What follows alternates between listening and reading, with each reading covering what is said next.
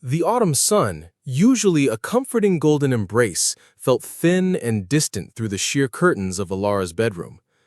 Dust motes danced in the pale light, oblivious to the heavy stillness that had settled over the once vibrant home. 3 months. 3 months since the world had tilted on its axis, since the joyful anticipation had shattered into a million tiny, sharp pieces. It had started with such elation.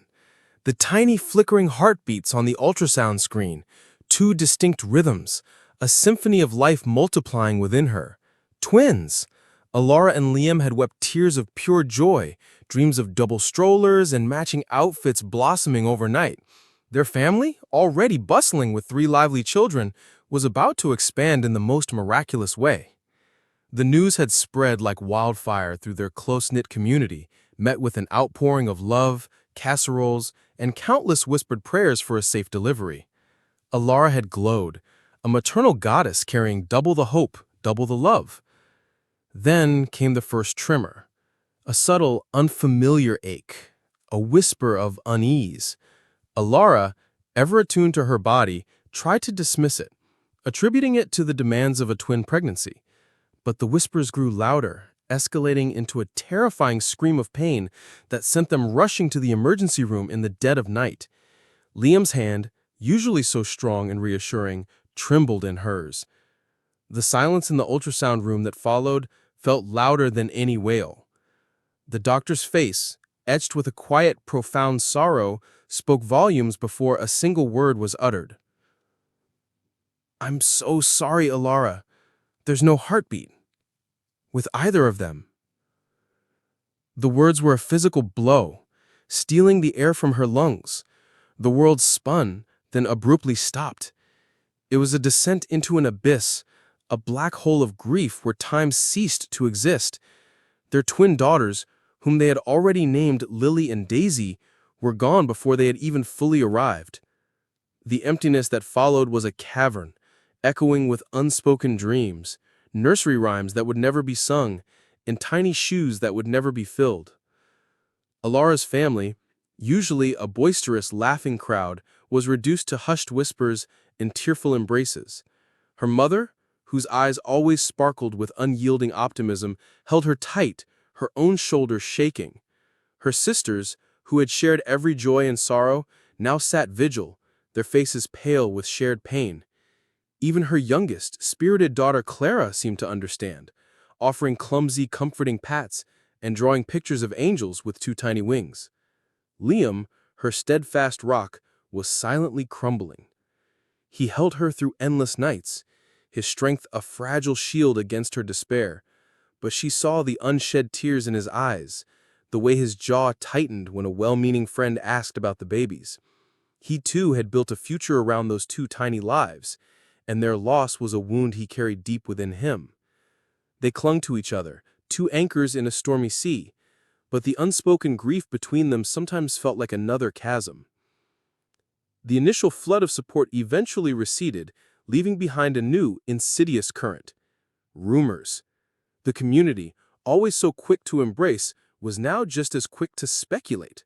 Whispers started in grocery aisles, circulated through online forums, and eventually found their way back to Alara like poison darts. "Have you seen Liam? He looks so distant. Alara hasn't left the house in weeks. Is something wrong between them? I heard they're struggling since the... You know." The word divorce hung in the air, an unspoken accusation, a cruel twist of the knife in an already bleeding heart. Alara would see the glances, the pity mixed with curiosity, the knowing looks exchanged behind her back. It felt like her deepest sorrow was being picked apart, analyzed, and sensationalized. The thought of divorce was a cruel irony. They were bound, not broken, by the shared tragedy. Liam's silent grief wasn't distance. It was a desperate attempt to hold himself together for her, to be strong when she felt so weak. Her withdrawal wasn't a sign of marital strife. It was the raw, primal instinct of a grieving mother needing to heal in solitude. One evening, unable to bear the weight of the silence and the unspoken rumors any longer, Alara found Liam in their backyard, staring at the fledgling rose bushes they had planted in hopeful anticipation. She walked up to him, wrapped her arms around his waist, and rested her head against his back. "They're saying things, Liam," she whispered, her voice raw. "About us. About divorce." He stiffened, then slowly turned in her embrace, his eyes meeting hers, full of pain and fierce love. "I know," he said, his voice husky. "It's infuriating, as if we don't have enough to carry." He pulled her closer, burying his face in her hair. "Alara, look at me. Look into my eyes. Do you see anything but love for you? Do you see anything but a man who wants to spend every single day of his life with you, no matter what storms we face?" Tears, hot and stinging, finally spilled down Alara's cheeks. She had been so consumed by her own grief, so stung by the rumors, that she hadn't fully seen his. The shared vulnerability, this raw honesty, was the balm they both desperately needed. "I'm sorry," she sobbed. "I'm so sorry. I've been so lost." "No, my love," he murmured, stroking her hair. "We've been lost, together, but we're finding our way back. This isn't breaking us, Alara. It's forging us into something stronger, something unbreakable."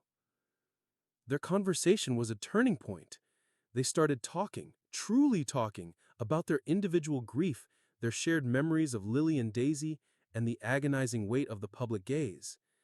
They decided together to reclaim their narrative. A week later, Alara posted a simple, heartfelt message on her social media, something she hadn't touched since before the loss.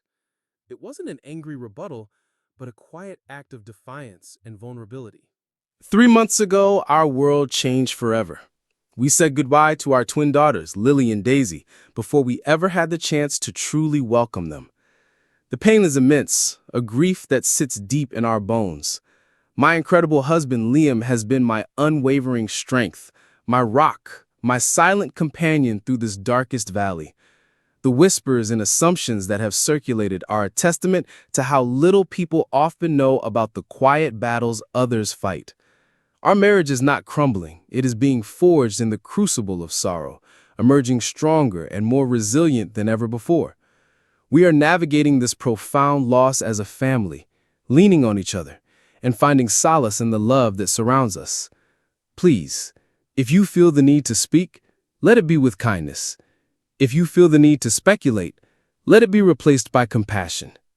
We are grieving, but we are not broken, and we are most certainly not alone.